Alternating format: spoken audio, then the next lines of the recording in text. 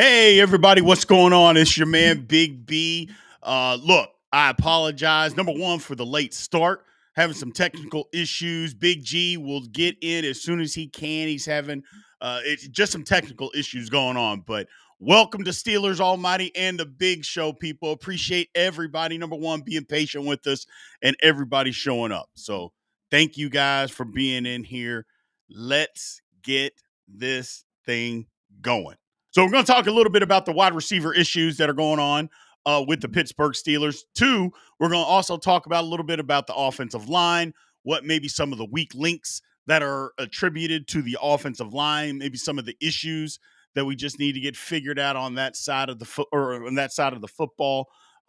Can we get some of these? Can we get a wide receiver too? Are there any trades that are out there for us to snag? We're going to talk about that a little bit and a lot more. So obviously we're going to have the producer's question at the end. It's just a matter of when Big G gets in. So again, I apologize everybody for the technical difficulties. Get live with us in the chat.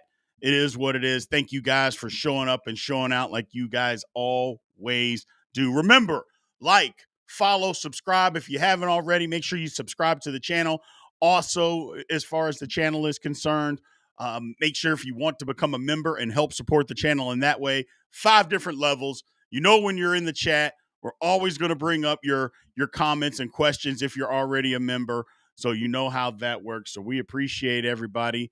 Let's get after this thing. So first things first, George Pickens trade, just as some of you guys trickle in, traded to the Cowboys, some of the fallout, some of the reaction. What's going on, Daniel? Here's the thing, is that with this fallout with the Pickens trade, Cam Hayward came out and had some comments, people. Cam came out and had some comments as far as what he thought about it. And what he thought was, here's a quote from Cam Hayward. It says, I think we've got to look at the track record of trading wide receivers. I was looking at it at a stat.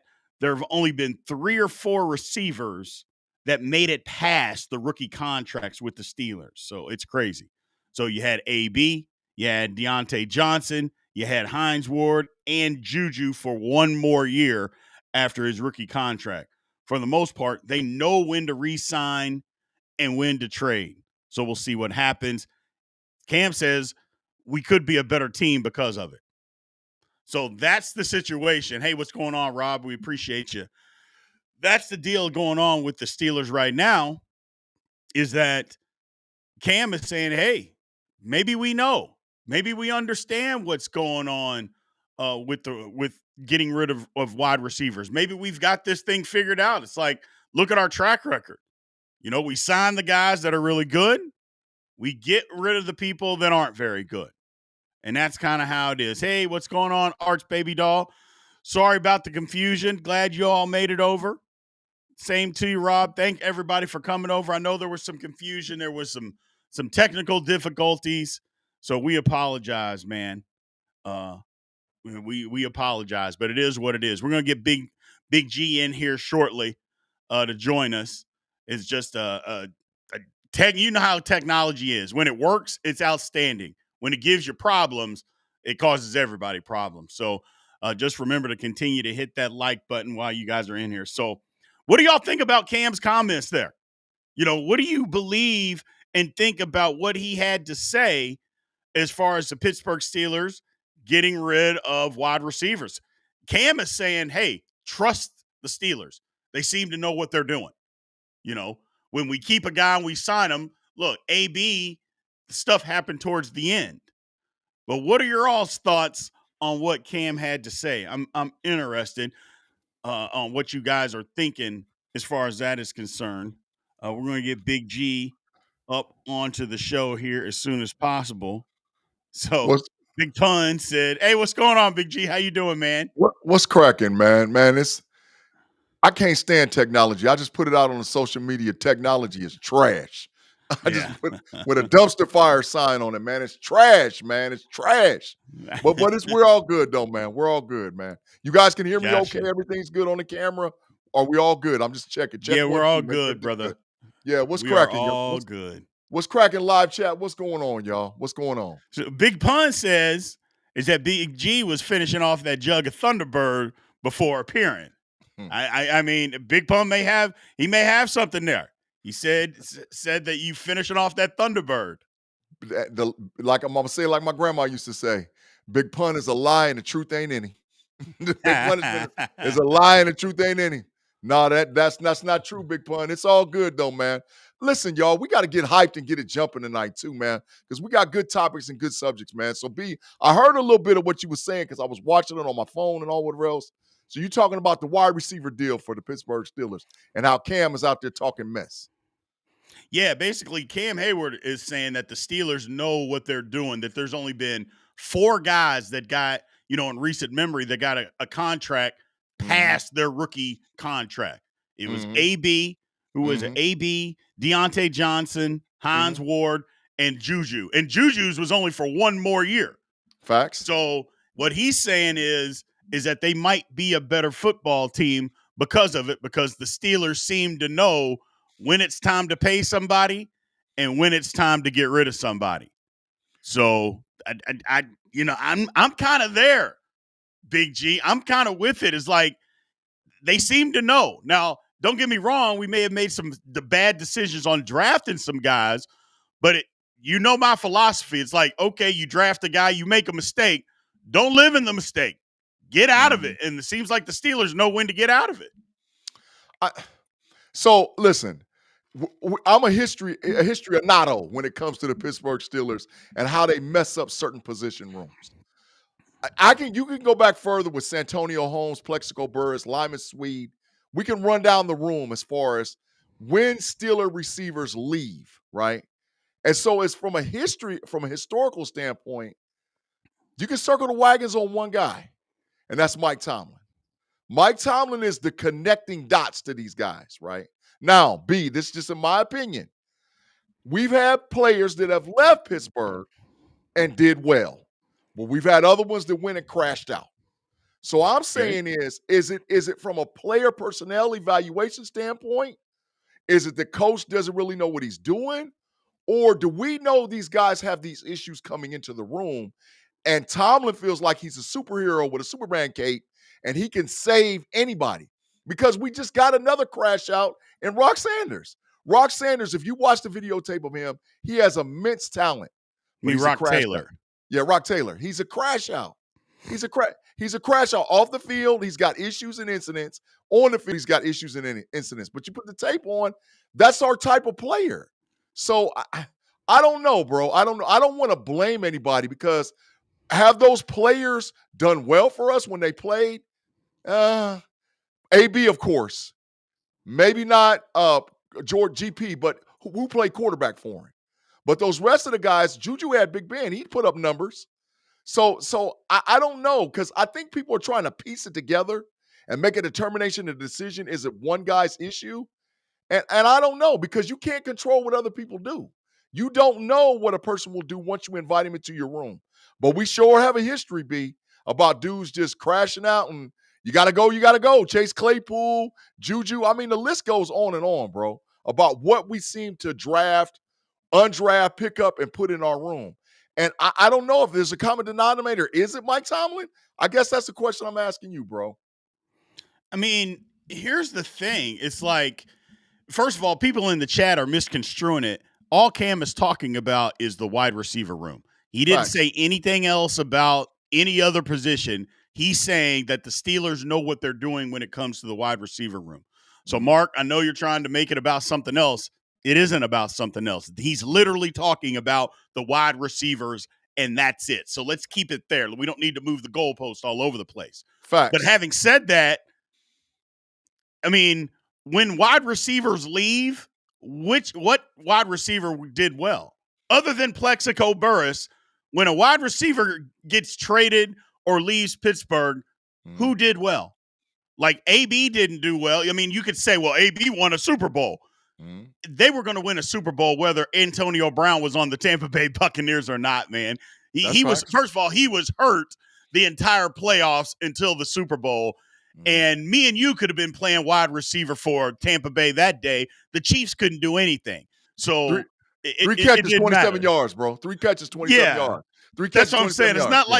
It's not like he lit it up or anything like that. So let's talk about it. It's they seem to know what they're doing. And if it's Mike Tomlin, okay, well, this is kind of the thing. You know, people blame Mike Tomlin when somebody sneezes, they blame Mike Tomlin. Yeah. At some point, you have to give Mike Tomlin some credit because say, okay, look, maybe I'm the reason that these guys are crashing out, whatever, yada, yada, yada. But when it's time to get rid of them, we get rid of them. And you could say, look at Juju. Juju hasn't done well. Juju had his best year, his rookie year, when he played next to Antonio Brown. When Antonio Brown left, Juju couldn't do anything with the Steelers. I think the most yards he had were like 500 yards. So no, Juju hasn't done the spectacular. He hadn't had this great career. Oh, that's not the definition of playing well. You know, he's just been another guy. He's just been another guy. And nobody else has done anything. That includes a Super Bowl MVP in San Antonio Holmes. It's just guys are just finished. So guys are just finished. So it's just weird. But I don't know. So can I got another common denominator, and it's just me, B. All right. Everybody wants to blame Mike Tomlin as the common denominator. But you know who's the big common denominator in this? Kevin Colbert. Kevin Colbert is a huge common denominator. He drafted all of them, including GP on his way out the door. He drafted all of them, bro. So is Colbert the issue? Because, B, you know how it goes down with the GM and the head coach and the owner. Heck, we've seen that in this year's draft. Where they lock in on a dude, they're going to pick that dude no matter what. And certain guys have certain players that they want on the roster. So the common denominator, another one, is Kevin Colbert. Now, we have not seen, we haven't seen Omar Khan and Andy Waddle and them draft a WR. We haven't seen that happen, right? So we can't say with the current regime from the GM that they're doing a bad job in the room. But I know that Kevin Colbert, don't get me started about what he did concerning our wide receiver room from drafting. And a lot of them was characters issues. So is it to blame Tomlin is totally not fair, and it's absolutely correct that it's not about the other positions. But Kevin Colbert sure is a common denominator, in my opinion, even more than Mike Tomlin, because the new regime hasn't drafted a WR, but Colbert drafted all of them, bro. Drafted every last one of them, B. Right. I mean, that's the thing. I mean, there's plenty of blame to go around. Everybody always wants to pin it on Tomlin, like it's only his fault. But if things go well, they don't want to just give him the credit. They want to spread the credit around. To me, it's never always one person's fault. And it's never just one person that should get all the credit when things go well. We got to be consistent with it. We have to be consistent. If we're not going to be consistent, then what is the situation? I mean, what are we doing? So what are we doing? Rob Lightfoot says, put respect on Juju's name for what? He's in the league. That don't mean he's balling. Just because you're still playing in the National Football League, that's a good thing. Don't get me wrong, but let's not act like Juju Smith-Schuster is out there putting up 1,000-yard seasons. He is not. He is not. He's just in the league. He's just in the league. He's a Jag. He's a Jag. He's a Jag. Emmanuel Sanders, I'll give you, but there's not many receivers other than Plexico and Emmanuel Sanders that have done anything. And as it was pointed out, and as I knew, the Steelers won the Super Bowl the year that Plexico left. So facts. There's that. Total facts. There's that. Total facts. Addition by subtraction. We had a better room, and it was more leadership in the room. So I, blaming Tomlin, I ain't with it. But I sure will put it on Kevin Colbert. I sure will, dog. Kevin Colbert, man. And you see what's the graphics up there. I know you're going to talk about it. Look at that trash, B. Look at that trash. That's ridiculous. That's ridiculous. Look at it, man. Yes. That's the thing, is that was Colbert's last draft, which, Lord have mercy. Here's the thing. Calvin Austin III is the only, well, I guess DeMarvin Leal's still on the team, but he got hurt. I don't know if Leal's going to make the team this year because of that injury. We'll see what happens with him. Connor Hayward, I mean, we've talked about him. They're trying to use him as a fullback, and he's one of the worst blocking tight ends maybe in the National Football League. So there's that. That is terrible as far as the last drive. That is terrible, man, as far as what is going on. But we'll see. We'll see. Ain't none of them dudes gonna be on the roster when the 53 hit, dog. Calvin Except Austin will be on it. Calvin Austin. That's it. So out of 7 picks, one dude from 3 drafts ago is on the roster. Come on, dog. Yeah. Come on now. Come on. And you still are relevant and winning? I mean, come on. That's ridiculous, bro. That's ridiculous. The only WR that condemned them to draft is Rome Wilson. So let's see. Let's see if Roman Wilson really is, and they got him in the 3rd. It ain't like they spent a first, because the dudes you talking about, Plexico Burst, George Pickens might well be in the 1st because he's right at the top of the 2nd. But George Pickens, Santonio Holmes, Plexico Burris, they were all 1st-round picks. AB was a sleeper because he was a part of Young Money. They didn't know AB was going to hit like that. As a matter of fact, Right. AB had to work his tail off because you had Mike Wallace, AB, Emmanuel Sanders, Hines Ward, all on the squad, dog. They was all on the squad, so AB had to become what he become because he wasn't going to get no tick. AB was a late-round draft pick for the Steelers. He's like a 3rd or 4th round, somewhere deep in the draft. So we didn't know AB was going to be AB, but we sure found out he was a crash out. So yeah, man. They trying to blame it, and I just want to put it in people's face, B. Look at that draft. That's ridiculous. That is dog, how are we winning 10 and 11 games with that, bro? You tell me how we winning 10 and 11 games. And I know I sounded like I'm crashing out, but it's just the God's honest truth. Look at it. It's ridiculous. That is ridiculous, bro. I mean, that's a bad draft, but he also picked TJ Watt. He traded for Mika Fitzpatrick. Yeah, I mean, Colbert did some good things too, but towards the end of his tenure, you're right, he was bad. And this was his last draft. He was bad. But again, the good with the bad, it can't all be bad because the Steelers have some good draft picks. I mean, he drafted some Hall of Famers. I mean, Pouncey, Watt, Hayward. I mean, he traded for Mika. I mean, he's done a good job. It wasn't all bad. Everything wasn't bad that he did. But this draft, this last one, was pathetic. It was pathetic. There's no ifs, ands, or buts. We can't even debate that. I mean, but getting back to the wide receivers, I mean, you look at the departures that the Steelers have had. I mean, Antonio Brown, I don't know. I guess he could go to the Hall of Fame, Big G, but I don't think – I mean, you know how they do it these days. They take everything off the field. And the last thing that we saw from Antonio Brown, he literally quit on his football team and he ran off the field. If it was only about what happened, between the lines, Antonio Brown is a first ballot Hall of Famer. But they don't do it like that anymore.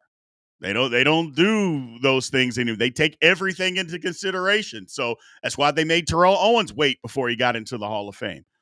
Chase Claypool, another guy that left, that we fleeced the Chicago Bears into giving a 2nd-round pick. That was incredible. Big fleece. Fleece that was Omar Khan's doing.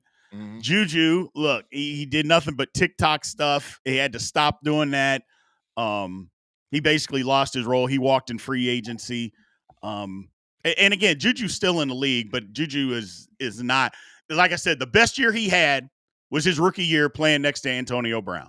That was the best year that he has had, and it's going to be the best year that he's ever had in the National Football League. Deontay Johnson, he had a good couple years, but crashed out. I'm surprised he got another chance because Deontay Johnson didn't quit on one team, Big G. He quit on 2 teams last year. Facts. Just literally quit on them. Facts. And he got another chance. And then George Pickens, like incredible talent, but the off the field stuff, apparently it was the teams. We got a member. Mr. Nightmare is a Hall of Fame member, man. Thank you, Mr. Nightmare. We appreciate you signing up and supporting the channel and becoming a member, man. Thank you so much. Thank you. Thank you. Thank you. Hey, B. I don't know. I mean, with the Steelers wide receivers, look, at one point, that's everybody talked about. That's what the Steelers did well, was draft wide receivers. So, and then, I don't know. I mean, it's hard for me to say that George Pickens was a bad pick, though, G. I can't say that Pickens was a bad pick. I know he's not on the team anymore, but the talent that he had, I mean, he wasn't a bad football player, but it's more than that. It's more than that, though. It's got to be more than that. So, B, how long have I been telling you? how you doing? How long I've been telling you about production over potential? Yeah, Me and you done had conversations away from all of this, talking backstage and all whatever else. Production over potential. GP had all the potential in the world, but you know what GP gonna do? GP's gonna crash out in Dallas, bro. Now it's not a matter of if he does; it's when he does. The crash out is on deck, bro. He's not going to do it because, and like you said, that then now we go back to if you want to start talking about Coach Tomlin. Coach Tomlin knows when to get to dump them dudes because he knows he can't control them anymore. And I'm just gonna say it: if Mike Tomlin can't tolerate you no more, oh, you got a whole lot of hell in you, bro. You got a whole lot of locker room disturbance, a whole lot of hell, a whole lot of causing problems, a whole lot of just messing stuff up. You got a whole lot in you because Mike Tomlin will let you get away with a whole hell. Mike Tomlin be crashing out. Mike Tomlin puts on black Air Force Ones and be in the locker room. We get your trap in your trap. He does stuff like that. So when they went to Baltimore, he crashes out with those guys. So if Mike Tomlin says, "Man, enough is enough," enough's enough, bro. And it's not a matter of it's. You think that rookie coach down there, Schottenheimer, is going to be able to control GP? Hell no. Hell no, he's not going to be able to control. GP going to cut up. And I've heard Cowboys people say, "Oh, well, we have a captain's corner now with Micah Parsons crash out, Dak Prescott loser, and they're going to make a difference. They're going to make it. Hell no, they ain't going to make no difference. GP going to crash out, bro. He's a wire just like CeeDee Lamb, but he's got a little bit more things loose in the cabeza. That's the deal going on with him, bro. It's the truth. Hell no, they ain't going to be able to control him, man.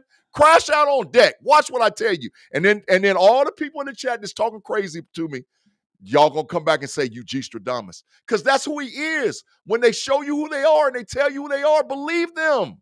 Stop trying to make a dog a cat. He's a crash out. And Thomas said, adios muchachos, dog. So yeah, I understand it, bro. I understand it. I mean, I get all of that. I mean, Tomlin's got to take some responsibility for it too. The thing about it is that they keep taking these guys, and that's my thing. Is like, look, why do you keep drafting these guys? Because look, Pickens was a top 10 talent, but he fell to the second round. Hell, he probably would have fallen to the third round if the Steelers didn't draft him. You got to stop taking these guys and taking the chances on these guys. That's the issue. Stop doing that. I mean, it's pretty simple, and if you stop doing that, then you don't have to worry about, oh, well, he wouldn't grow up. He wouldn't act right and all this kind. Just stop taking chances on that, and if you stop taking chances on it, teams they're really pushing back on it. We've discussed it the last couple of days. Teams are pushing back on the knucklehead wide receivers. They're pushing back. So the Steelers might as well do the same thing. Start pushing back and then just say, hey, you're either going to act right or you're not. And if you don't want to, that's fine. You just can't be on our football team. And I think that's a thing in the National Football League. We talked about it the other day. You look at the top 10 wide receivers. Hell, you could go the top 15 wide receivers in the National Football League. How many other than Tyreek Hill, how many of them are knuckleheads? You don't have very many of them, G. I don't know of any in the top 15 minus Tyreek Hill. So teams are pushing back on that. Teams are pushing back on it. So part of this is Mike Tomlin and Omar Khan. Stop drafting the guys. But then at the same time, hey, just if they're here, you got to make them do right. Like George Pickens constantly showing up to team meetings, team planes, team buses. There's only so much money, I guess, in the Players Association, the NFLPA, that you can fine a guy, and he was just been willing to just pay the fine. But the bottom line is, we just have to stop doing it if this is what we want, and it seems like this is what we want, and this is where the NFL is moving. Don't be behind the 8 ball with this, G. Get out in front of it. Get out. I agree. And see, in this last thing, I'm going to leave it alone after this, right? But the truth of the matter is, if it was really Tomlin, we would see crash outs in every position room for the Pittsburgh Steelers. We don't have no other crash outs. There's not no crash out in the running back room. There ain't no crash out in the offensive line. There ain't no crash out in the defensive line, DBs, linebackers. Where? To show me who? There's nobody else that there's evidence for that. So it's one particular area and one particular position. It's the wide receivers. And like you said, we're going to push back and not allow those type of guys in our locker room no more. And I get it. Now, Rock Sanders might be the last Mohican. He might be the last of his kind because he got crash out potential all over him. You mean Rock Taylor? Yeah, Rock. I keep saying the wrong guy. Rock Taylor. He's the last guy of his kind, maybe, if he makes the squad. But after that, bro, it ain't gonna be no more. You're gonna see guys like Antoine Randall, Hines Ward, high character dudes, bro. You're gonna see high character guys that were captains, guys that played significant roles on their teams. That's the new wave, and that's why about Roman Wilson. That's where I'm at with him. If he's healthy, do whatever you got to do to get that kid on the field because he was a captain at Michigan. They won the chip. He was significant about them winning the chip. Get him on the field. So yeah, no more. And it's just that room. It's just that room, B. That's it. Yeah, my man Lawrence, he says that we need a veteran wide receiver to groom the youngsters and show them professionalism. I think that's what Robert Woods is. Facts. I think that's what Robert Woods is. The difference is, do we have young wide receivers anymore? Because Calvin Austin's not a problem. Roman Wilson doesn't appear to be a problem. I guess you could say DK might be. He's been a little bit, but not he's not showing up late to meetings and buses. He's not doing that. It's, hey, just throw me the football. I can live with that. So we'll see what happens. But facts. Let's move on, bro. man. Let's move on. So next thing we're going to talk about is the roster. Some of the roster decisions that the Pittsburgh Steelers have to make. We've got some decisions to make, and we're going to take a look at, the positions overall and discuss especially the quarterback position and the wide receiver position and the offensive line evaluation. So we're going to talk about that today. First off, let's start with quarterback. And again, with the people that are currently on the Pittsburgh Steelers roster right now. There's no reason to talk about when you're doing a roster evaluation about somebody that's not here. So let's do that. And so with Mason Rudolph, look, he's safe, he's steady. But think about his upside. Like, what's Mason Rudolph's upside? I think that's kind of the problem when you start talking about Mason Rudolph. It's like he's dependable, but can he win you a playoff game? Can he go win playoff games? Then you start talking about Will Howard. His upside is bigger. In my opinion, it's much bigger than Mason Rudolph's. He's got size. He's got athleticism. He doesn't have a Dan Marino arm, but he can make every throw, and that's all you need out of an NFL quarterback. As long as you can make every throw, everybody doesn't have a Josh Allen cannon. I mean, that's just not what it is. I like his upside, So my question to you, G, do the Steelers go with the known and what they have with Mason Rudolph, or do they say, you know what, we think that Will Howard gets it and we gets it now. We're going to put him out there because we think if we play him early, by the end of the year, Will Howard's going to be a good football player moving forward. Do the Steelers do that? We know the Steelers. We've been around them for years and years and years. We know the tendencies. There ain't no way in hell that Mike Tomlin's going to let Will Howard run out on the field game 1, week 1 against the Minnesota Vikings unless he's the second coming of Ben Roethlisberger. It's not going to happen. So he's going to lean towards Mason Rudolph. Can Will Howard eventually beat Mason Rudolph out? Absolutely. Can that be week 7, week 8, maybe week 9? Yes. Definitely if there's an injury. Yes. So I like the upside of Will Howard, but knowing the tendencies of the Pittsburgh Steelers, Mason Rudolph is going to get his opportunity to secure the quarterback position of QB1 for the Pittsburgh Steelers. That's just how Tomlin rolls. That's how he gets down. So, yeah, it's Rudolph 1, Howard 2, but I agree with you 100%. Howard has all the potential in the world to become the starting quarterback for the Pittsburgh Steelers. Right. First super chat of the night by our man Mason, Mr. Mason. He says, "I need Big Ben to Will Howard pipeline to reach fruition." I mean, here's the thing. I want Will Howard to start. I would take him over Mason Rudolph right now. I just know there's no way that that's going to happen. Mike Tomlin's not going to do it. Mike Tomlin won't start. He didn't even want to start rookies at defensive line, linebacker. He doesn't want to do that. So if he doesn't want to do that, it's hard for me to believe that he's just going to start a rookie quarterback over a guy that's been in the system for a while, that's pretty dependable, been with your franchise that they know. But again, that doesn't mean that I can't have my feelings on what they want. But I know that Mike Tomlin's just not going to do that. But I would prefer if it was Will Howard. That's what I would prefer, but they're not going to do it. They're going to start Mason Rudolph. And that's just the way it's going to be. We can be up mad and all that kind of stuff, but we know what Mike Tomlin is. We know who he is, and that's what he's going to do, G. Yeah. But and listen, man, I see Pun over there. He was 1 minute he's talking about I was an alcoholic. Now he's saying it's less than a 1% chance that a starting quarterback in the NFL is from the 6th round makes it. What's Brock Purdy, dude? That's all I'm saying. But he's right, though. He's right. There's only been 2 quarterbacks since 2010 drafted in the 6th round or less that have ended up being a quarterback worth a damn in the National Football League. So he's right. It is a long shot. You can't depend on that because, again, guys are getting drafted in the 6th round for a reason. It isn't because everybody thought, this guy's ultra talented, but we're going to wait and draft him in the 6th round. That's not why they do it. Yeah, I agree with that part.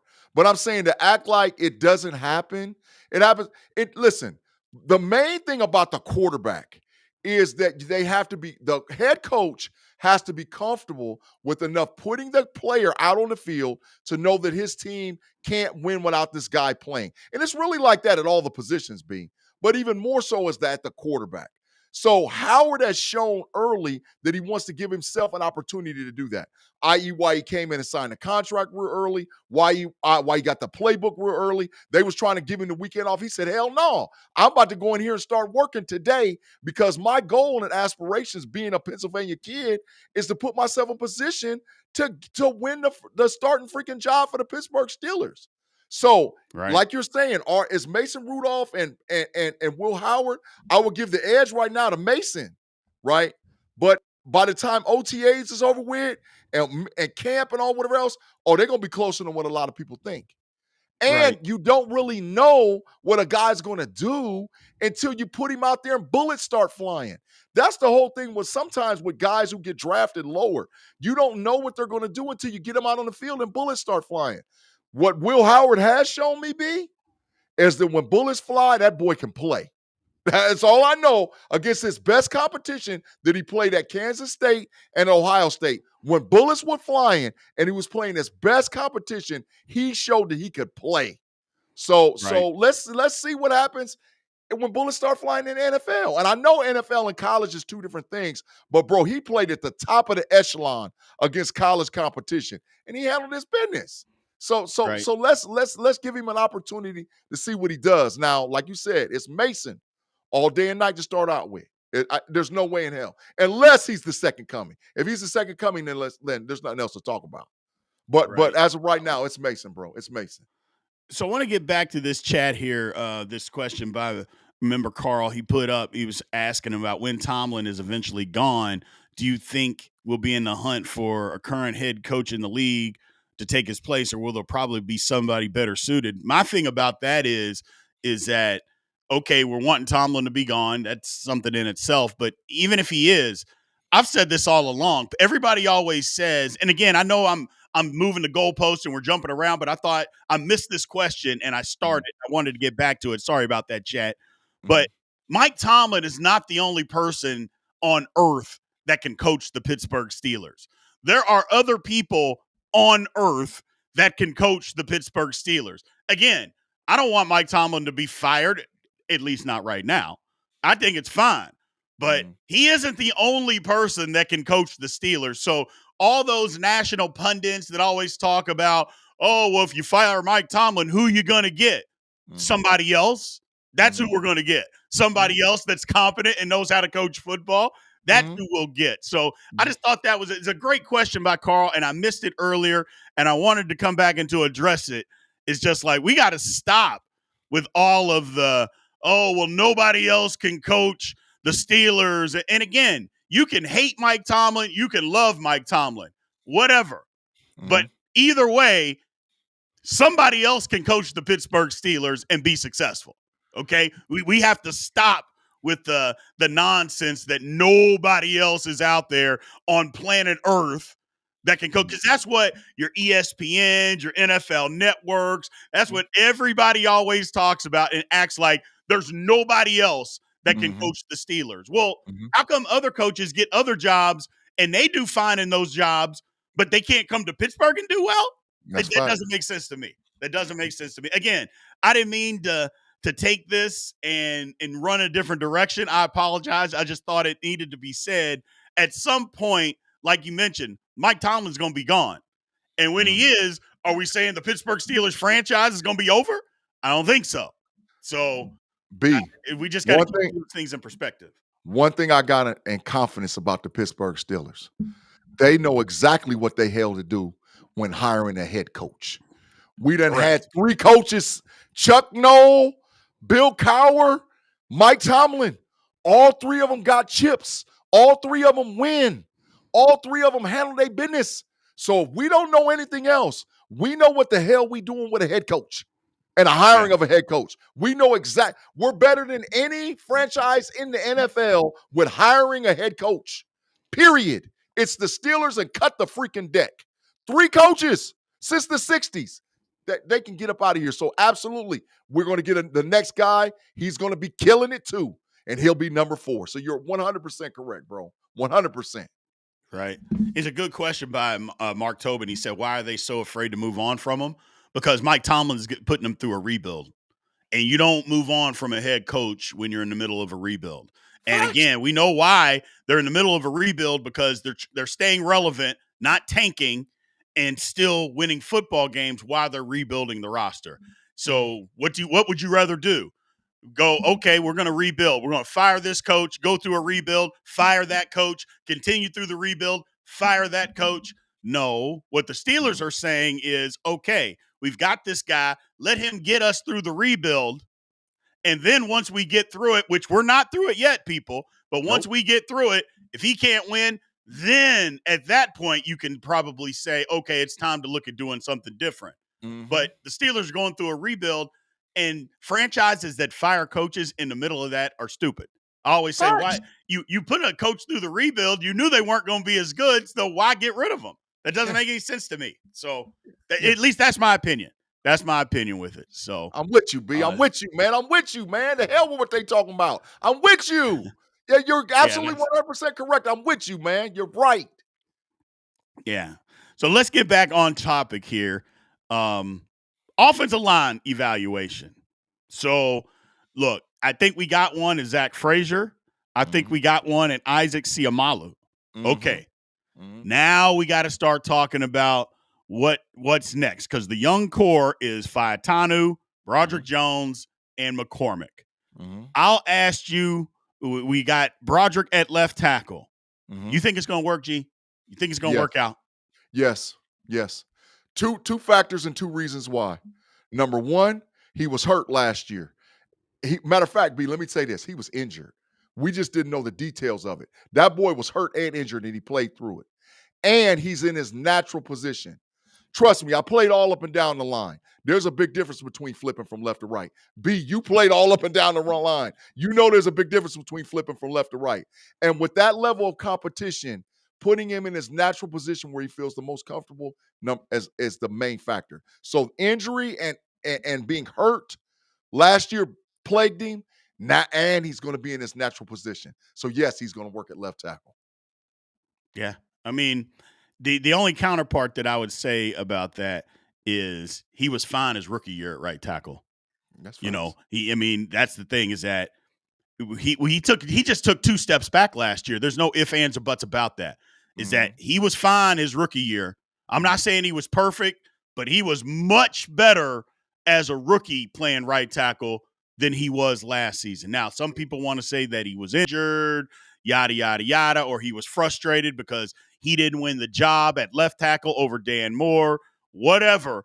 But I just know that his rookie year, he was fine. And if he would have played like that last year, if he'd have played like that last year, the Steelers would have had a better football team. I can tell you that right now. They absolutely would have had a better football team. So he's got to be better. He's got to be better. Faetanu's just got to stay healthy.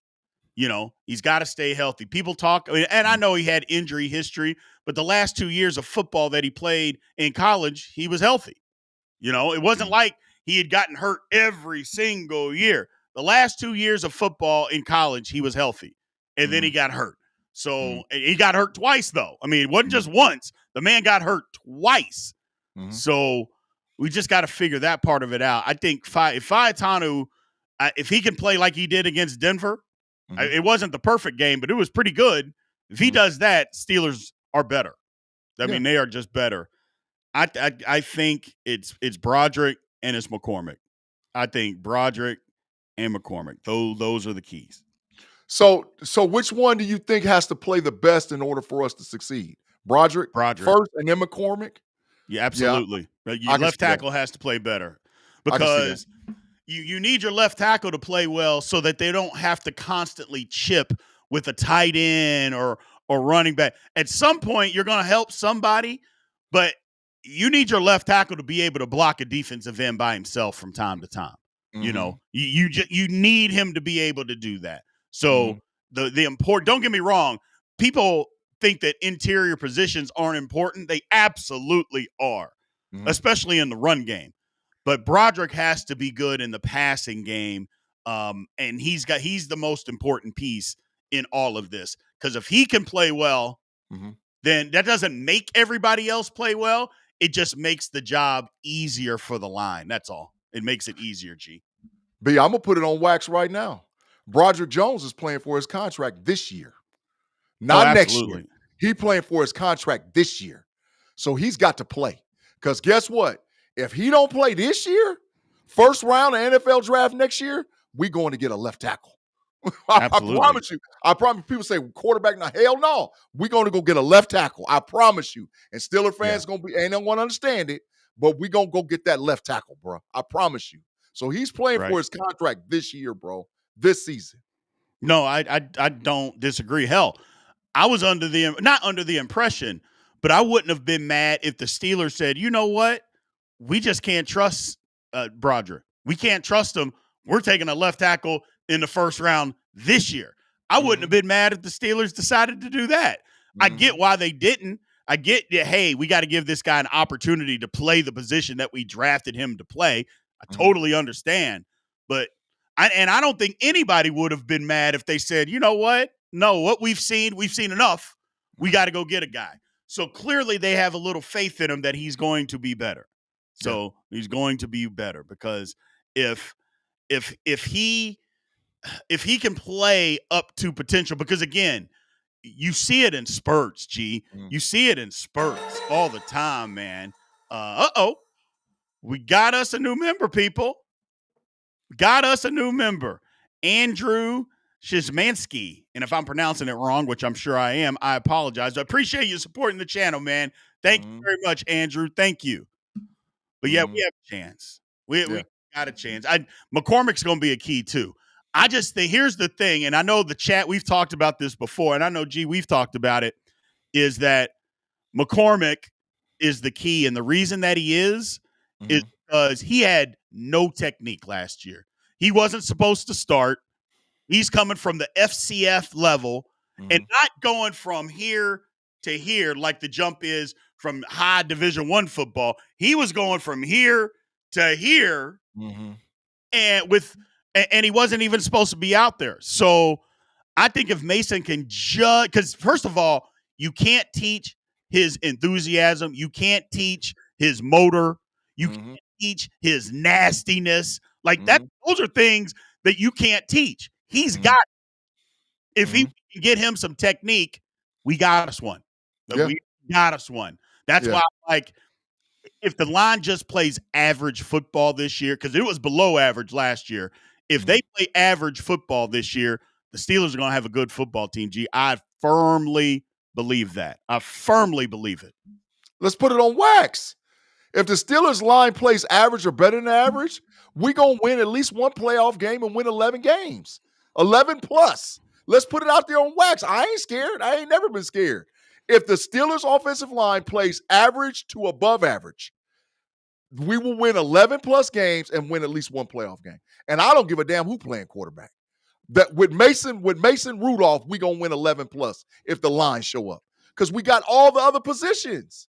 So yeah, you're absolutely correct, B. Put it out there on wax. I ain't scared of them, B.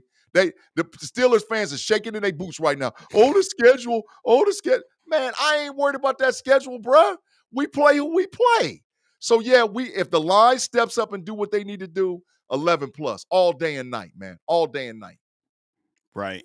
Yeah, I'm interested to see it. Some people in the chat, Rob Lightfoot is literally crashing out, talking about Faetano hadn't played meaningful football games in 2 years. I mean, he played last year. Now, granted, it was one game, but he played in it and played well.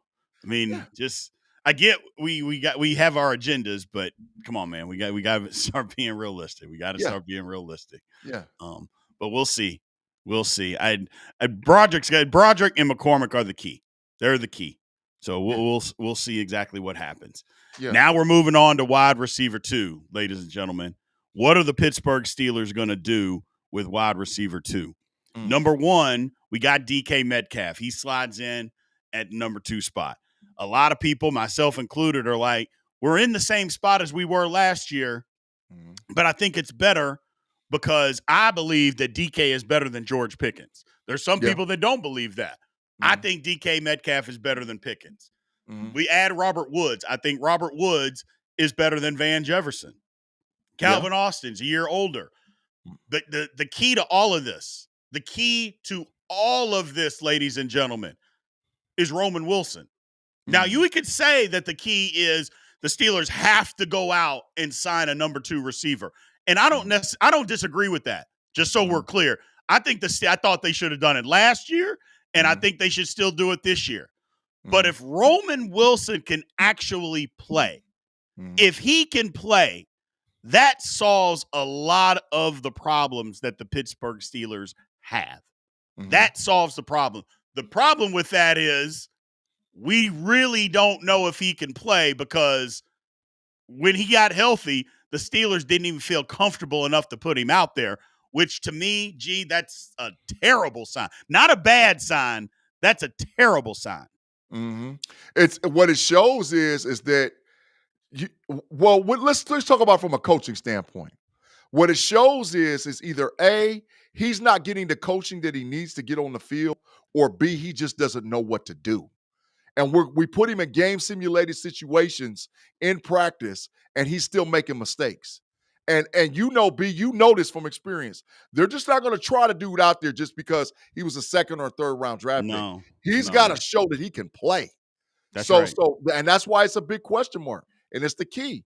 If Rome steps up, we might have one, but we won't know until OTAs, the first couple of preseason games, the first game or two. If he hits, then we're good. But I think they got to make a move. That's just me, bro. I just think they got to make a move. Right. I think they do too. I just think they got to add somebody. What's wrong with strengthening a position? I don't think there's anything wrong with the Pittsburgh Steelers going out there and strengthening a position. I don't believe that. I think they can do that, and they can do it relatively easy. Look, I know we've talked about some free agents. We've talked about them. Amari Cooper, I don't think that's a fit for the Steelers. Gabe Davis, I think, is more of a fit. And we could get Gabe Davis for cheap because he's already getting paid from Jacksonville. Keenan Allen isn't a fit for Pittsburgh, although Keenan Allen is still a phenomenal route runner with great hands. Keenan Allen has injury problems. Oh, by the way, Keenan Allen was also the worst blocking wide receiver in the National Football League last year. So if he's going to be that, then he doesn't. It doesn't work. It does not work. So I don't want none of them. Headed out, but just real quick, Arch Baby Doll's headed out. See you later. Good night, Arch Baby Doll. Thank you for coming in. Mm. Arts Baby Doll has been a member, guys. I don't want to get into specifics on what's going on with her, but either way, she is here. Everybody, you get a chance, say goodnight to her.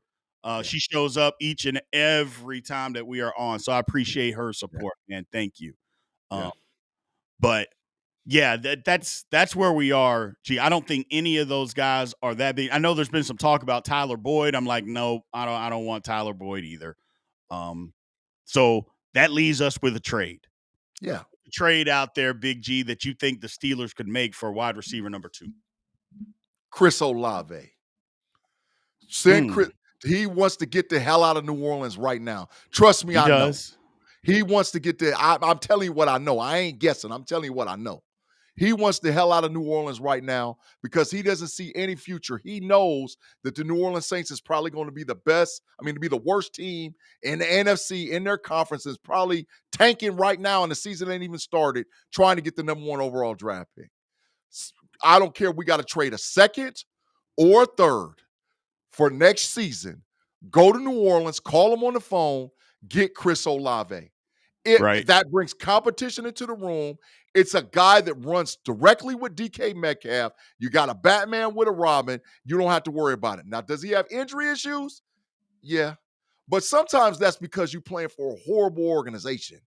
So let's go down and get Chris Olave the hell out of New Orleans. That's my number 1 target if I had to make a trade. I don't know about you, B. I mean, I don't disagree.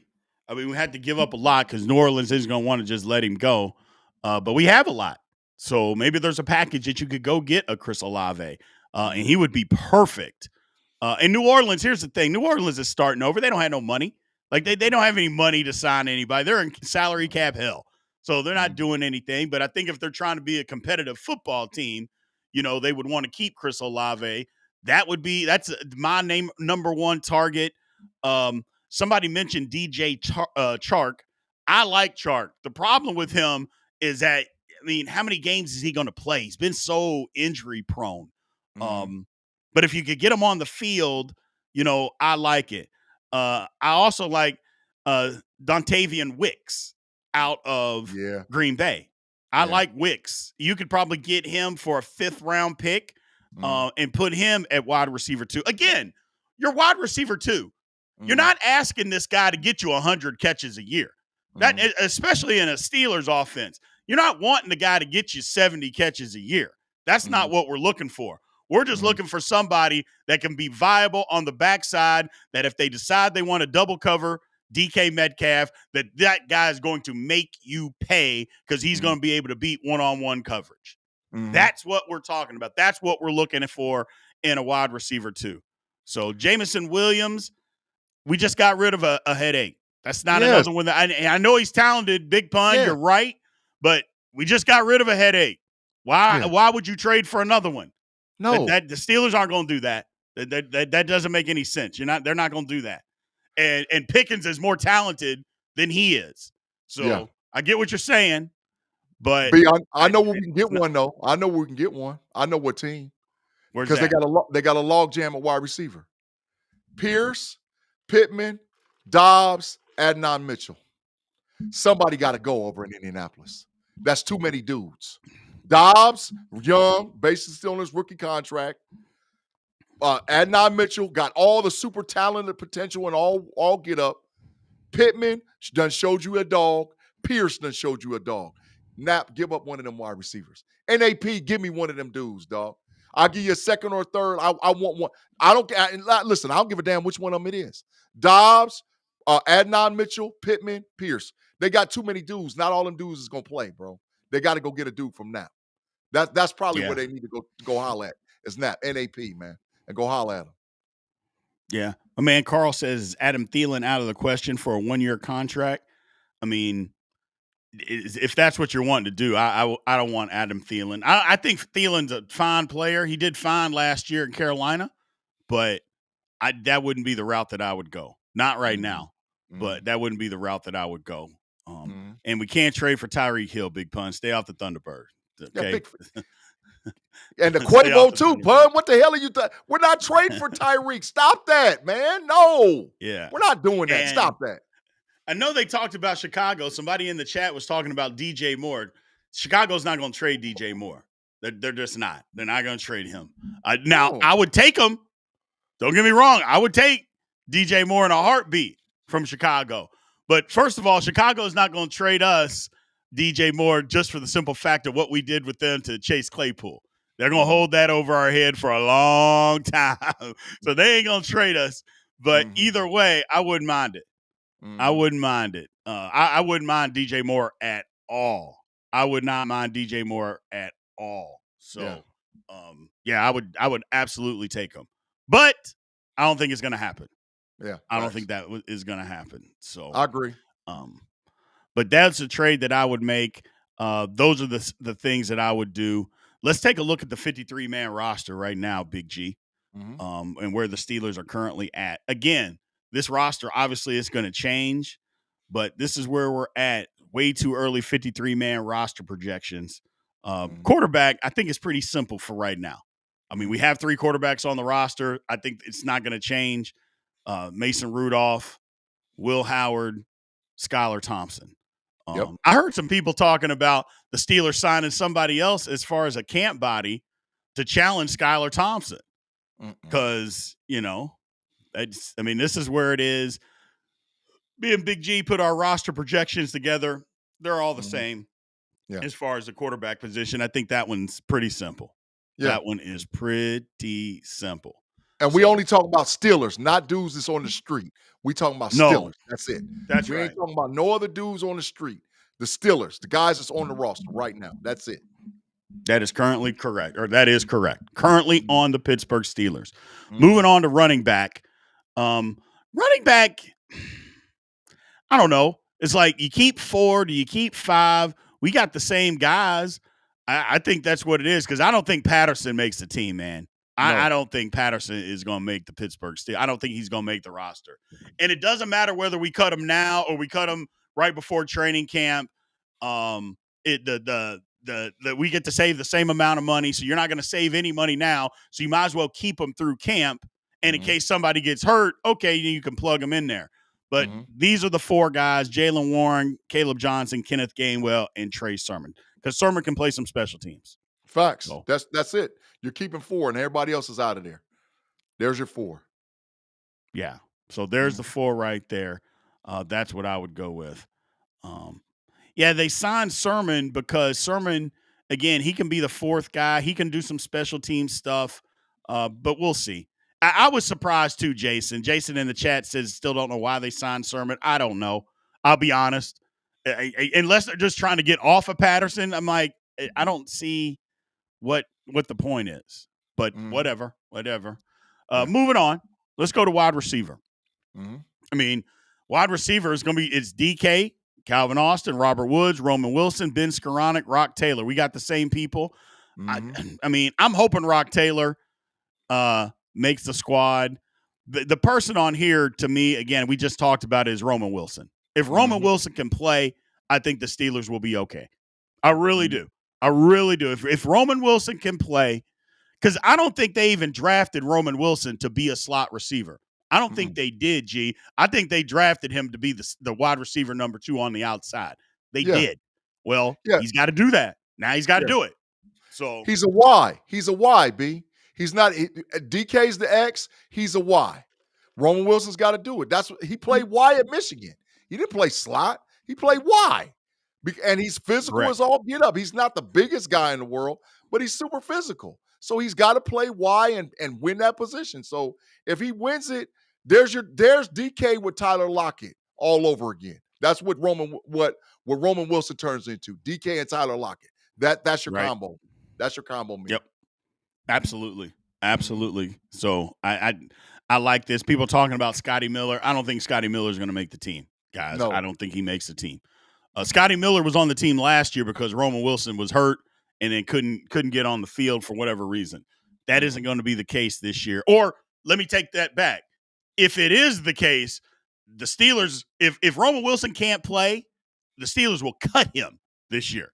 So there's the thing about that. So if he can't play and Scotty Miller beats him out, don't be surprised if the Steelers, they may not cut him. They'll probably trade him for a 7th round pick.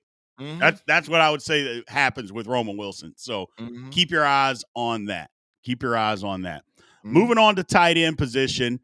I don't know, man. It's hard for me to say that our man Connor Hayward is going to make the team as far as the tight end position goes. But I got the Steelers keeping 4. You only had the Steelers keeping 3. So you don't think Connor Hayward's going to be on it. I mean, 4 tight ends doesn't make sense. Mm-hmm. But, I mean, you could keep one on the practice squad or something like that. But who knows, man? Who knows? Man, they got to cut Hayward, dog. They got to cut him. They got to make room for other dudes, bro. Hayward that's the whole reason why they got Parman. For y'all that don't know, Parman is damn near bigger than Mount Washington. Parman is like 6'7" and some change, 260. Go look at the tape with him in the LA Chargers. He's not to be played with, bro. And that's what I know, but Arthur Smith wants that dude, dog. He wants an end zone target and a dude that can block. So who's better at that?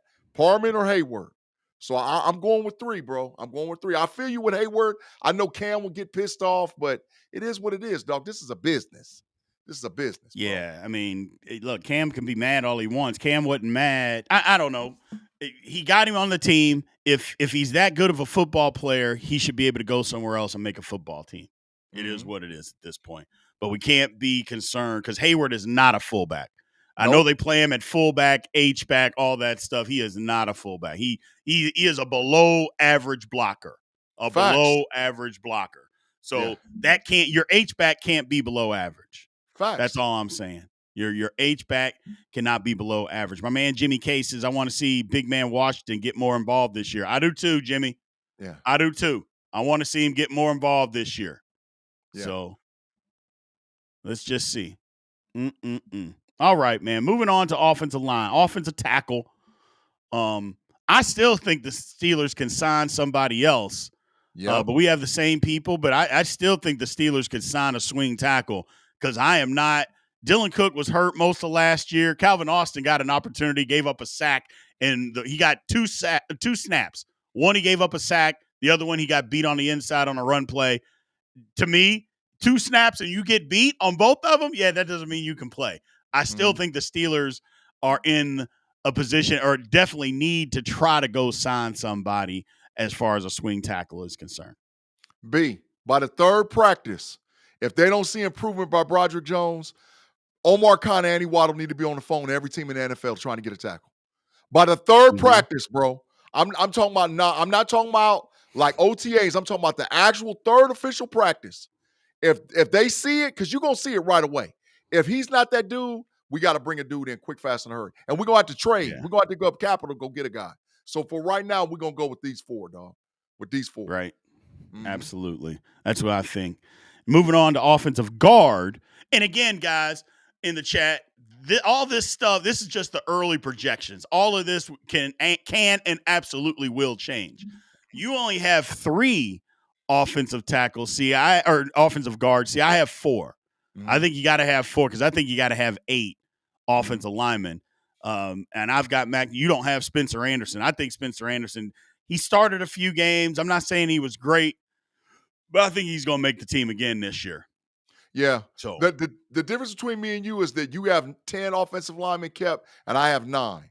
And so where I cut one guy down was at the offensive guard position because I think we can get some duality behind the guy who I think is going to play behind Frazier at guard and or center. But as of right now, Spencer Anderson, yeah, he might be the odd man out. But I hope he makes it, though, because B, he's not a bad player. He's not a bad player. No, he's not. He's serviceable backup, bro. Serviceable backup. Yeah. Yeah. NFL only keep 4 tackles, bro. Very rarely do you see an NFL team keep more than 4 tackles.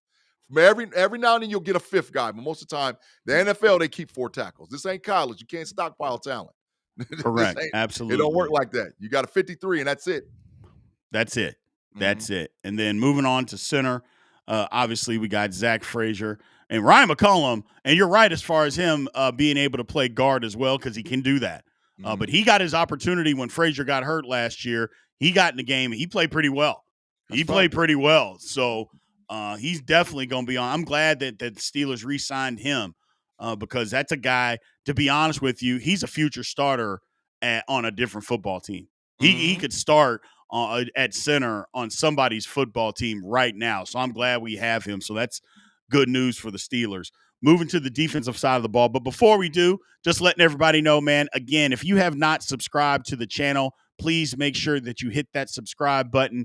Number 2, if you're in here, please hit that like button if you have not already. We appreciate you guys. Moving on to the defense, or I guess, let's just move to the defense. Let's move to the defense. Outside linebacker. Look, I think it's pretty simple, TJ. So you have 5 guys. I have 4. You have Jeremiah Moon making the team. I think that 4, I think, is the limit. You can have 5, but I think I have it at a different spot. We got some players at a different spot. Jeremiah Moon is good, a special teams guy, a really good special teams guy. But we'll see. We will see. Yeah, I like the top 4. I kept 5 because I don't see Sawyer playing special teams. People might say I'm crazy as all get up, but I don't see it happening. I don't think Sawyer gonna play no special. If he does, very too limited. Big. Yeah, exactly. So you got to keep Moon as a special teams, not a gunner, but maybe an outside blocker or a leverage guy or somebody that can help you on kickoff and kick returns and on tackling a guy in the open field on special teams. So that's why I said 5, bro. Right. So yeah, I like 4, but I'm not mad at 5. I'm not mad at 5. Moving on to inside linebacker with the Pittsburgh Steelers. So, oh yeah, Patrick Queen, Peyton Wilson, Malik Harrison, Cole Holcomb. You got Carson Bruner. I mean, maybe. I know they drafted him. I know he's a legacy pick. I know his dad is a Steelers scout, but this is a guy that I think we have on the practice squad. He can be one of those guys that comes up from time to time on the practice squad. I didn't have him on the original 53-man roster right now. The only reason why I kept Bruner like that is because I'm not sold on Cole Holcomb's health history. If Cole Holcomb is okay, then you're absolutely correct with Bruner being on the practice squad. If Cole Holcomb's not, Bruner's going to make that thing, man. He's going to make that squad, bro. That's because he's a special teams guy. They're damn near the same size. I already told you got to put him on a cheeseburger diet. He only got to gain like 10 more pounds, bro. So if he gets on a cheeseburger, he can do the same things that Cole Holcomb does. So that's just my thinking, bro. Gotcha. Our new member, Andrew Samaski, he said, presented the Z is not there. Okay. Samaski, appreciate you, man. Thank you. And again, we didn't mean to disrespect you at all. We do our best, so I apologize. Facts. So my thing with Cole Holcomb, if Cole Holcomb's not healthy, he's just going to get cut.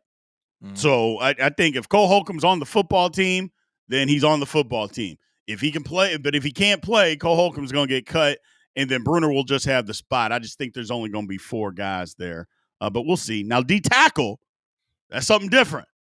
D-tackle, we need some guys. You got 6, I have 5. Benton Harmon, Cam Hayward, Y.A. Black, Daniel Ukulele. And you have Logan Lee make it. I think Logan Lee is a practice squad guy that may get called up from time to time. I don't think he's going to be on the 53-man. Man, I think they done transformed Logan Lee. I've been laying low and looking at pictures out there on them Steelers streets and watching the steals. Logan Lee done put on some weight, bro. Logan Lee actually looks like he's starting to remind me a little bit of that Kiesel dude, dog. He's just got a little bit of Kiesel in him. And listen, if he's got about 55%, 60% of Kiesel, I'll take it. I'll take it for the Steelers. But all the rest of them bums, we got the Liaos and the Louder Milks. Get them dudes out of here, bro.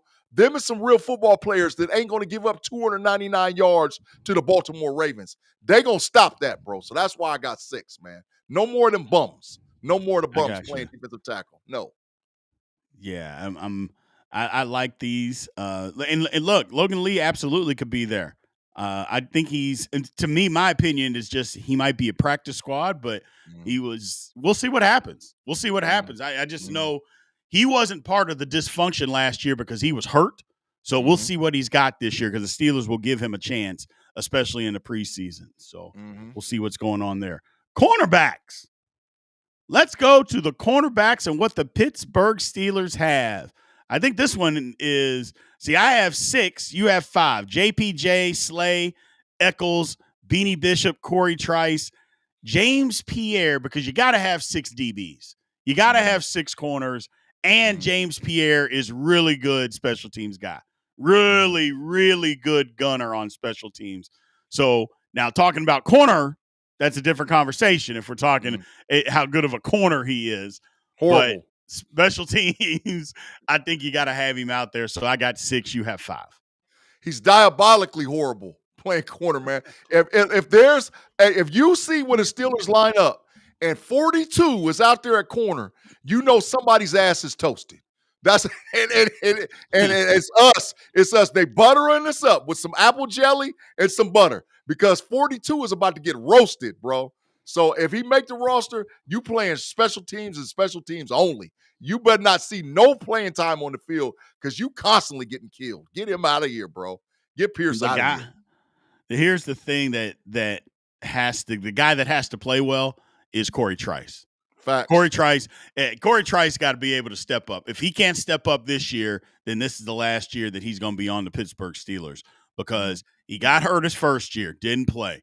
Came back last year, didn't look great. Looked okay, but again, got hurt and missed a bunch of time.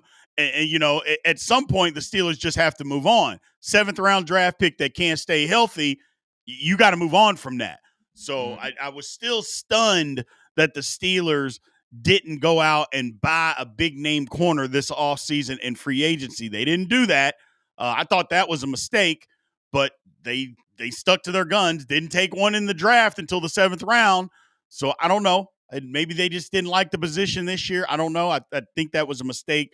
But Corey Trice is the guy that's got to step up for the Pittsburgh Steelers this year. If he can do that, I like the room. If not, Big Pun said it. We got a lot of issues. But here's the thing. Brandon Eccles, I know a lot of people don't know a lot about him. He played good with the Jets. Facts. He's better than Beanie Bishop. He'll be the starting corner or nickel corner. He'll be that guy from day one. He is better than Beanie Bishop. There is no ifs, ands, or buts about that. Yep. So he'll be that guy. So we'll see what happens there. We'll see. If not, we got to go get a dude off the street. If not, we got to get a dude. Yeah. I know they talking about Asante Samuel, but Asante Samuel, listen, I'm going to say this real quick. The reason why Asante Samuel is not signed with anybody, and trust Big G, if not, Google it, go check it out. He has neck injuries. He's being evaluated for a neck injury that he had all the way from high school. That's why NFL teams haven't jumped on him. It's not about his inability to tackle and all whatever else. He had surgery. So he's healing from the surgery. I look for him to be on the roster post July 1. But maybe the Steelers or maybe not. But if his neck is jacked up, he ain't playing football no more. He ain't playing football no more. Yeah, that's why nobody's jumped on Asante Samuel. Correct. Claude Bishop with the super chat says number 42 is gone and they'll sign a free agent. I've Claude up. Facts, Claude. Yeah. Facts. Get him out of here. Might as well. Yeah. Might as well. Get him out of here, bro. So. Get him out of here, bro. Yeah, and I feel bad for Asante. It's kind of like I was on Ryan Watts last year. Ryan Watts was on his way to making the football team, but then he got that neck injury the last preseason game, had to retire. It's unfortunate, but I think Asante Samuel, I think it's going down the same road for him, which stinks, but it is. It is. That's fact. And then last but not least, we got safety. So we got safety. Who are the Steelers? What are we doing with safety? We both got 4. I think the safety room is a good group. I've said this before. If Miles Killebrew is on the football field, you're in trouble. That means you got guys that are hurt in the safety room. You got guys that are hurt if Miles Killebrew is on the field other than special teams. Lights out special teamer. Got to have him on your football team. But if he's out there on defensive snaps, there's a problem. But Thornhill can play, Elliott can play, Fitzpatrick can play. We just need Fitzpatrick to do more. We need the Steelers to ask him to do more. But other than that, I like where we're at. I think safety is okay. I think the Thornhill signing is going to give Mika an opportunity to do more, B. I do I too. really think that. I think they're going to be able to move Mika around like a chess piece, which is what we should be doing all along with him. Because Thornhill can still play, bro. I don't. All these people, oh, he's washed. Get up out of here. Thornhill can still play football, bro. So Yep. yeah, I think that's why they brought him in, because they wasn't, like you said, if Killebrew is on the field, oh, it's over. I don't know who's worse, Pierre or Killebrew. If you see either one of them numbers out on the field, it's adios muchachos, my friend. The Steelers DBs are cooked.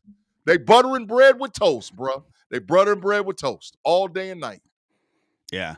And that's the thing, is that Killebrew is like I said, you got to have him on your team as far as special teams. But if he's out there on defensive snaps, that's a problem. Jordan asked about Castro. I mean, here's the thing. The first three guys are better than him. So, or appear to be better than him. We'll see what Castro does. I mean, he was undrafted, so we'll see what happens. The undrafted guys make rosters all day, every day in the National Football League. Sometimes guys slip through the cracks for whatever reason. So, but I think these are the guys right here. Now, if Castro beats out Thornhill, it's a different conversation altogether, people. If he can do that, that's a different conversation. So, the hell, that means he could play. That means he could possibly start. If Castro beats out Thornhill, he could possibly start. And that's saying something, bro. That's saying something. So yeah, absolutely. You're absolutely correct, B. Yeah, absolutely. So, and then we could do special teams. We can do the specialist if we want. I mean, look, there were some people giving me grief about the draft or undrafted free agents talking about, oh, well, we picked up the guy, I think from Pitt. He's got a great leg. I'm like, the guy's a camp body. We have the best kicker in the National Football League. Boswell's not going anywhere. I mean, that's not happening. I mean, we can get a guy and we can put him on the practice squad. I mean, and I don't begrudge that, but we have the best kicker in football. Period. Yeah. End of story. That's just it. That's it. So Boswell is the man. Period. End of story. And he doesn't like going to massage parlors like another team's former kicker. So we got that going for us too. Oh yeah. So, I ain't going to the nameless dude. He got a paper bag on his head right now, the nameless dude, but he played for them rat birds. I used to play for him. I'll just leave it at that. Get them rat birds trash out of here. I can't stand them, B. I can't stand the rat birds. Oh, I hate them, man. I got issues with them. Gotcha. So, what's that? Oh, okay. I can handle that later. Let's see here. What's wrong with a message? Where? I don't know. What's wrong with a massage? Yeah, it's massage. There ain't nothing wrong with a massage, man. There ain't nothing wrong with it, but it is what it is. It is what it is. Ask Deshaun Watson what's wrong with it.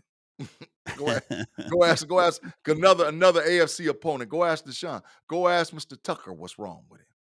Hell, while you playing, go ask the Robert Kraft what's wrong with it. And then you come back and ask me that again, Mr. Mark Tobin. Go back and ask me after you talk to them. They can get you in big trouble, bro. Big trouble. Absolutely. Mm-hmm. Absolutely. So, all right, people. There's the special teams, Cameron Johnston and Christian Kuntz. Kuntz is specialty or long snapper.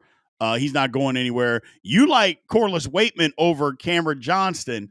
Mm-hmm. I don't know, man. Johnston is, I mean, they got him on the team. It's going to be a battle to see who the punter is, because I thought Waitman was pretty good last year. But we'll see. We'll see what happens with that. They can't call me biased because I know who Cameron Johnston is. It's Let's Go Bucks. I know exactly he's a Buckeye. But no, Waitman gonna make the squad, dog. Waitman showed me enough last year, and I listen. Like I said, so they can't never accuse me of being biased, because I would be like, yeah, he gonna make it. No. Waitman gonna make it. He's to me, he's a better kicker. To me, B. Right, I got you. Mm-hmm. So we'll see what happens, man. So I don't know which is your all's, your position group that you guys are the most interested in as far as moving forward.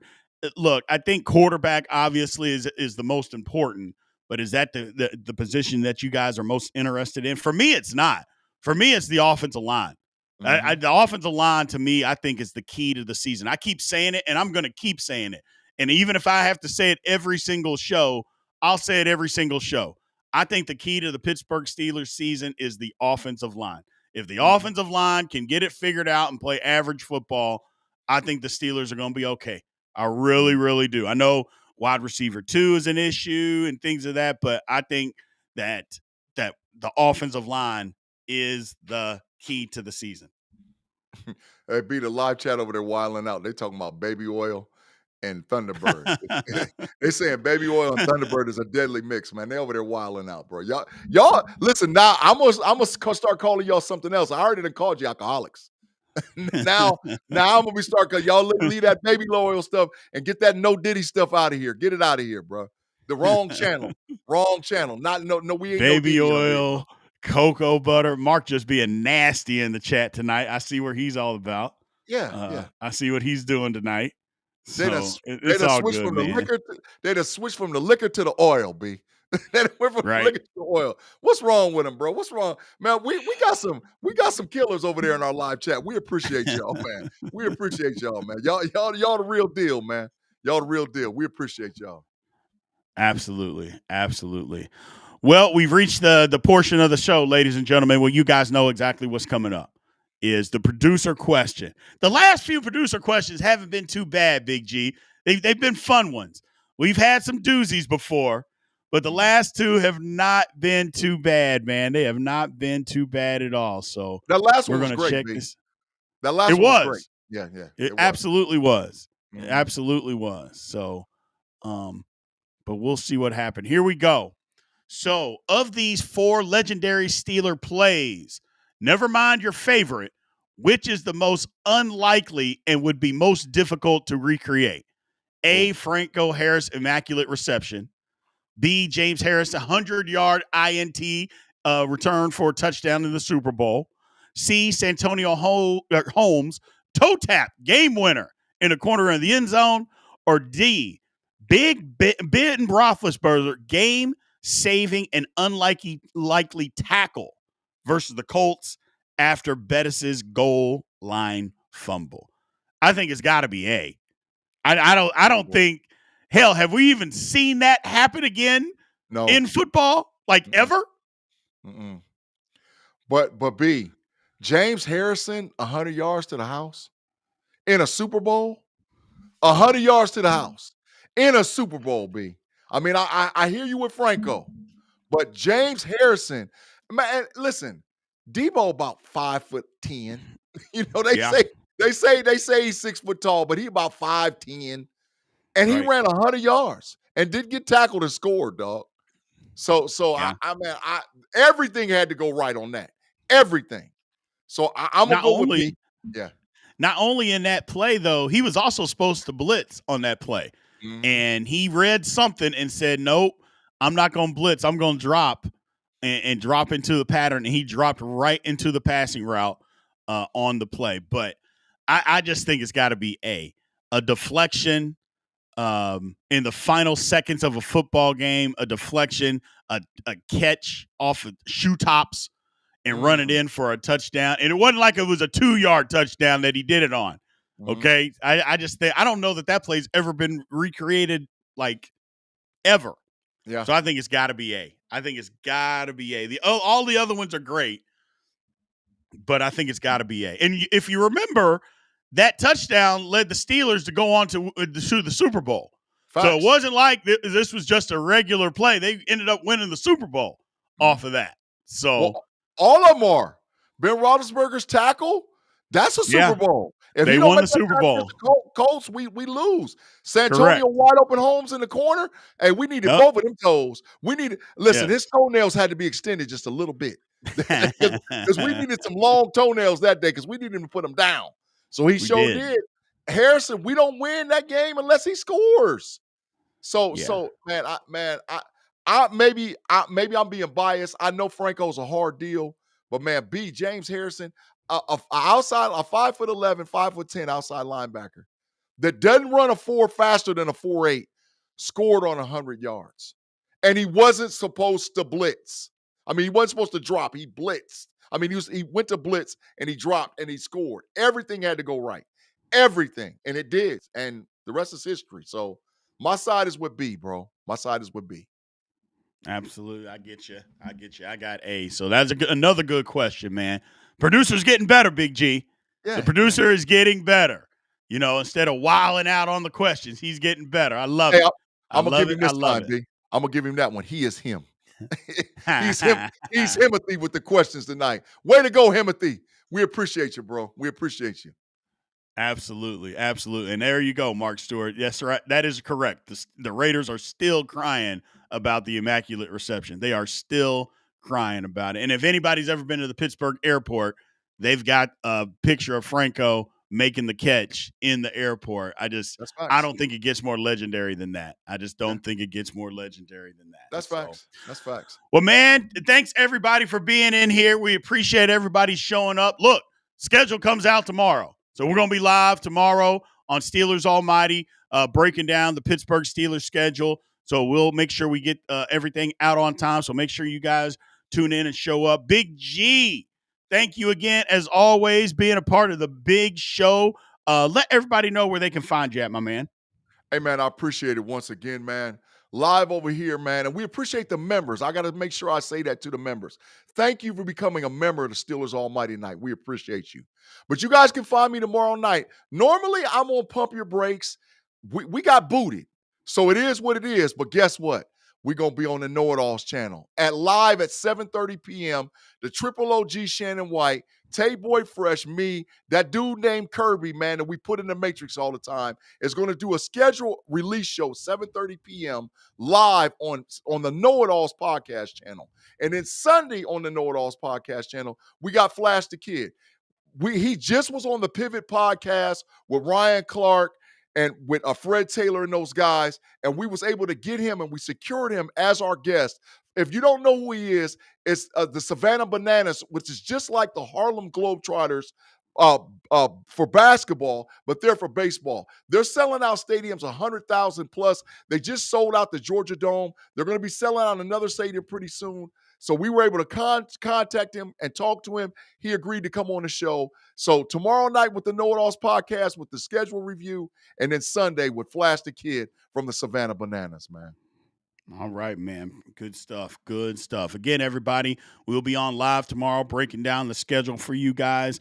Remember, memberships. If you want to become a member and you aren't already, make sure you go sign up. Again, there's 5 different tiers. You know, in all the live chats, your comments and questions always get pulled up. So we appreciate all of you guys that have helped support the channel that way.